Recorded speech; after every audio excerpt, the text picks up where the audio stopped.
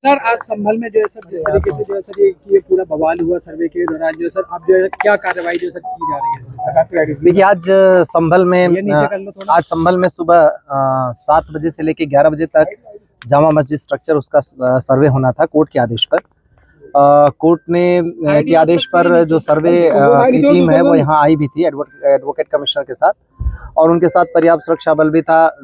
जिलाधिकारी और पुलिस अधीक्षक भी साथ ही गए थे, और उन सब लोगों के साथ सर्वे करने जब टीम पहुंची, शुरुआत में सब कुछ ठीक था। लगभग 2 घंटे ठीक ठाक सर्वे हुआ, कोई दिक्कत नहीं थी। उसके बाद वहां पे उसी दौरान क्राउड इकट्ठी हो गई। शुरुआत में वो लोग कुछ नारे वारे लगाने लगे। उसके बाद थोड़ी देर बाद वहां पे पथराव शुरू हो गया। पुलिस ने उन लोगों को दूर किया, हालांकि वो मस्जिद परिसर तक नहीं जाने पाए थे। पुलिस ने उनको दूर किया, और उसके बाद जब सर्वे कंप्लीट हुआ 11 बजे के थोड़ा सा बाद, जब टीम निकली सर्वे करने के बाद, तो उसके बाद उन्होंने खूब पथराव करना शुरू कर दिया। 2-3 तरफ से ग्रुप थे, एक जो सामने से था, एक दाईं तरफ से, एक बाईं तरफ से, वो लगातार पथराव कर रहे थे। पुलिस ने उसके लिए बल प्रयोग किया ताकि सुरक्षित रूप से टीम को निकाला जा सके, जो सर्वे की टीम है, और आंसू गैस के गोले भी छोड़े। जो प्लास्टिक बुलेट है उसका भी इस्तेमाल किया। इस बीच में उन लोगों ने दूसरी जगह पे उनका जो ग्रुप था वो उसने गाड़ियां चलाना शुरू कर दिया। 3-4 गाड़ियां भी वहां पे जलाई गई, कुछ एक बाइकें भी जलाई गई हैं। उन लोगों को हटाने के लिए भी पुलिस ने फोर्स का इस्तेमाल किया। इस बीच में 2 ग्रुप आमने सामने थे, तो 3 ग्रुप बल्कि वहां पे थे 3 तरफ से।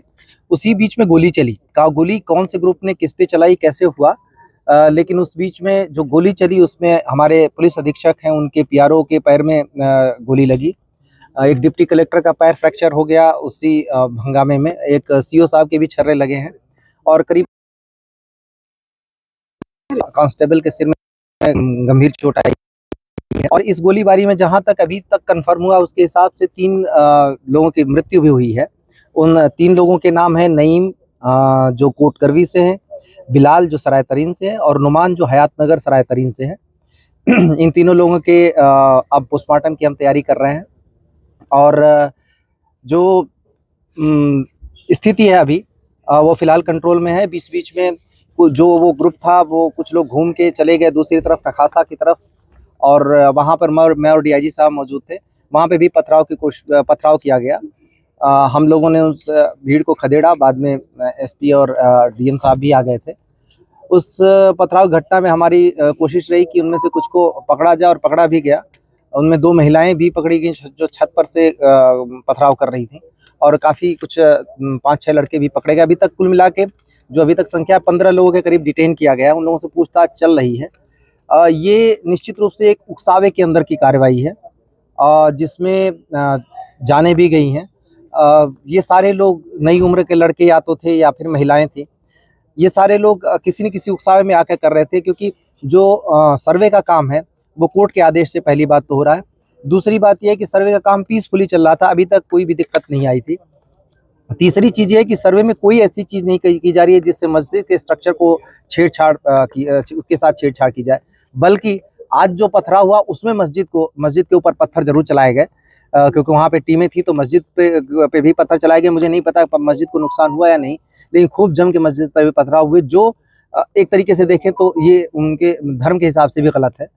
सभी को समझाने का प्रयास किया जा रहा है। सभी जनप्रतिनिधियों से भी हम लोग बातचीत में हैं, और बाकी लोगों से भी बातचीत कर रहे हैं। अभी तक स्थिति नियंत्रण में है, पूरी तरह शांत है।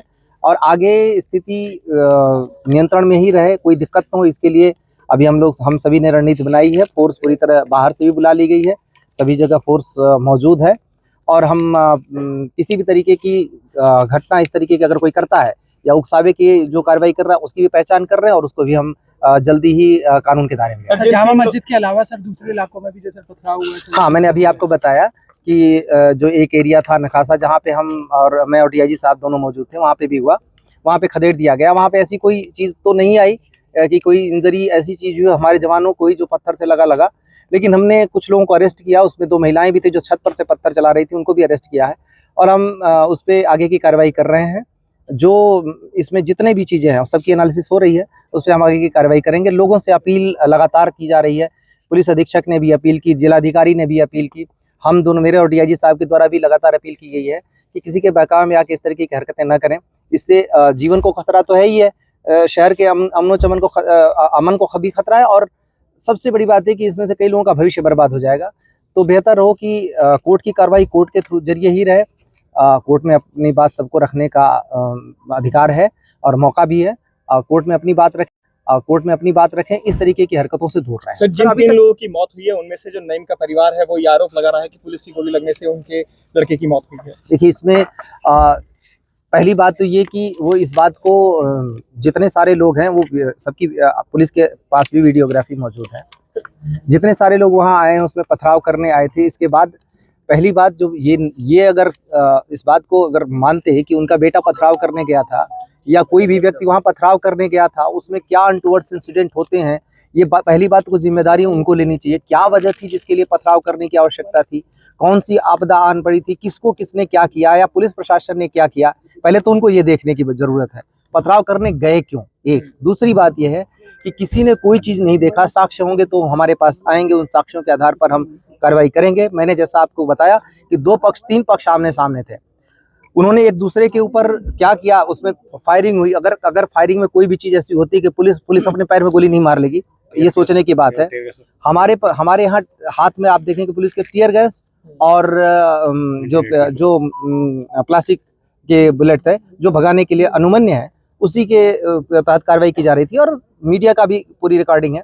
तो उसमें कोई आरोप लगाने से पहले ये सोचे कि, और पूछना चाहिए सबको सवाल कि उनके बच्चे, उनके परिवार वाले उस जगह पे पथराव करने क्यों जा रहे हैं, क्या वजह आ गई, क्या हो रहा है ऐसा जिसकी वजह से उन्हें पथराव करना चाहिए। तो सबसे पहले तो सवाल सोचने की ये है, कोई भी इस तरीके का इल्जाम लगाने से पहले खुद को देखे कि कोई ऐसी धर्म का काम करने नहीं जा रहा था, कोई पुण्य का काम करने नहीं जा रहा था, किसी के मदद करने नहीं जा रहा था, पढ़ाई करने नहीं जा रहा था, नौकरी करने नहीं जा रहा था। पूरे शहर को इन लोगों ने आग में झोंक दिया, झोंकने की कोशिश की।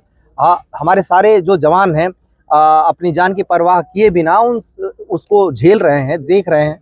अगर ऐसा ही होता कि पुलिस को गोली मारनी होती तो बहुत सारी वजह थी कि 2-2, 3-3 जगह पे हुआ और जिस तरीके की चीजें थी, अगर गोली चलाने का रहता तो गोली चलाते। ये सब बेवजह की बातें लोग करेंगे, पर इसकी वजह से उन सबके गुनाह नहीं छुप जाएंगे।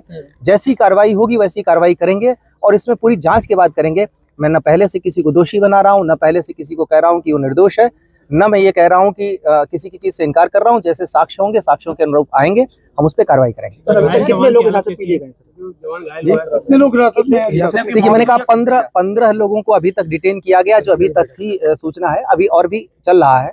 इसमें ये भी मैं एश्योर कर दूं कि अभी हम लोगों की बैठ के चर्चा भी हुई है, किसी भी निर्दोष को परेशान नहीं किया जाएगा और साक्ष्यों के आधार पर ही लोगों के विरुद्ध कार्रवाई की जाएगी, ये तय किया गया है। हमारे पास है, उस रिकॉर्डिंग्स के अनुरूप किया जाएगा।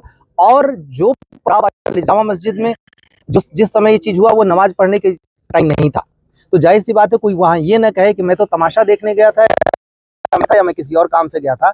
जो वहां पे मौजूद है और जो इस तरीके की गतिविधि में इन्वॉल्व है, उसके विरुद्ध कार्रवाई होनी तय है। सर, ये क्या प्री प्लानिंग सब कुछ किया गया है, इसको मानते हैं आप कि प्री प्लानिंग रहा होगा इसके बाद ये सब करना? देखिए, प्लानिंग रूप से, क्योंकि जो यूथ है बिना भविष्य की परवाह किए वहाँ भागे आ रहे हैं, तो निश्चित रूप से उनको उकसाया तो गया है, उसकी प्लानिंग तो की गई है। क्योंकि वजह आप कोई नहीं खोज पाएंगे, उनसे भी पूछेंगे तो वजह नहीं बता पाएंगे कि मस्जिद को कोई स्ट्रक्चर को नुकसान नहीं पहुंचाया जा रहा था, प्रशासन का कोई दोष नहीं है। हम अदालत के आदेश के अनुरूप जो कार्रवाई हो रही है उसको सिर्फ प्रोटेक्ट करने के लिए वहां आए हैं। उन लोगों ने उस टीम के ऊपर भी पथराव किया, इमाम साहब की उसमें सहमति है और इमाम साहब की सहमति से सारी चीजें हो रही हैं। फिर इसमें क्या वजह होगी कि किसी को यहाँ जाके विरोध करना पड़े? अभी तो शुरुआती कार्रवाई है, अभी तो ऐसा कुछ है भी नहीं कि कोई फाइनल चीज होने जा रही है। उनको ऐसा नहीं करना चाहिए। चल रहा था उस समय पथराव हुआ है। देखिए जुमे की नमाज पर कोई भी चीज ऐसी नहीं हुई, अभी तक ऐसी कोई स्थिति नहीं आई थी।